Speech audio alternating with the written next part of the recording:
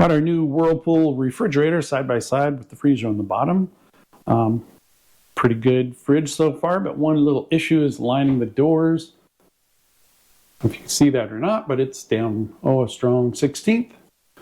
Looks worse at the bottom.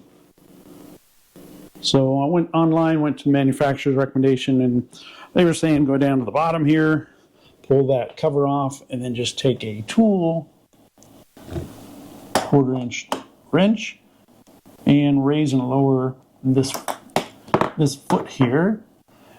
But I did that, and I had to jack it a long ways to even get it close to being level.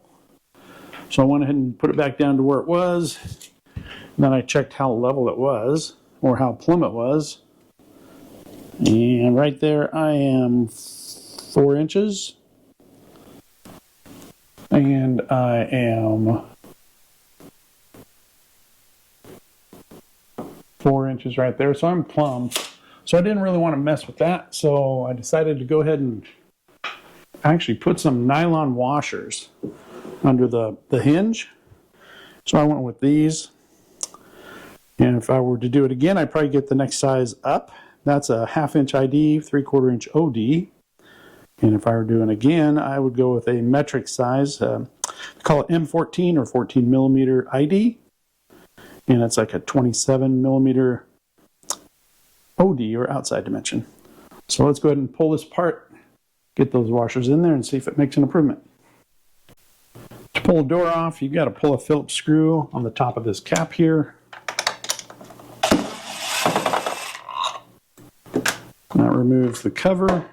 Then you've got 3 5/16 little screws. So I'll put my little nut driver in there.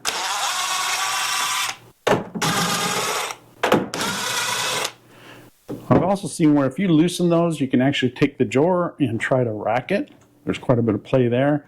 I tried that too, and it didn't quite get it to where I wanted it. So I went and I had the washers, so I figured I might as well put the washers in. So we pull these 3 screws out. And on Whirlpool, they've got these 2 centering pins or locating pins right here. These 2 black ones. They help locate this hinge. So you lift that up, and you got to be careful because the door is loose. They've got a bunch of lubricating gel in there, and I actually use some of that on the washers at the bottom to help lube it up. So now that the door is loose, you can open the door, and it lifts off. So what we got at the bottom here is a pin that the door pivots on. And that pin is just a bit bigger than a 1/2 inch. So a 14 millimeter ID washer would work perfect. But I made my 1/2 inch ones work. I just reamed them out a little bit and put them on. And these are a pretty thin washer. So just stack up whatever number of washers you need to get your doors to align. So I'm going to use 2 washers, 2 flat ones. I got them lubed up with that gel.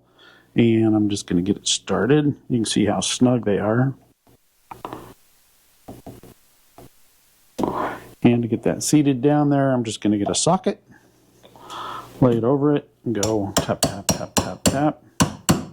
Seat it down, and then I'll get the door and set it back up and rehang it.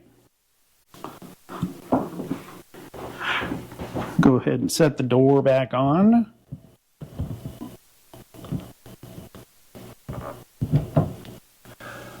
It up here.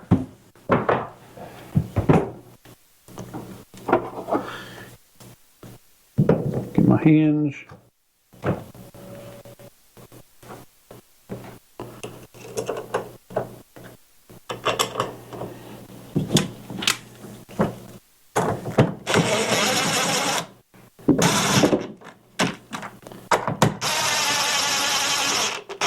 You can see those centering pins really rack the door into where they want it to be, not necessarily where you want it to be.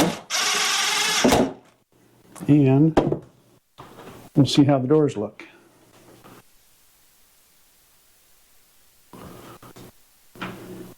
Look better at the bottom. I'm going to loosen this. Maybe it'll sag some. It's almost too much.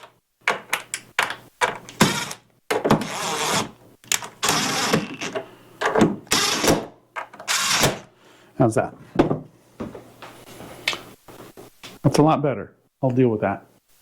So it's really close. It's just a little bit higher than the right door is now, a little higher than the left, but I'd almost prefer it that way because this door doesn't have anything in it yet, no weight on it.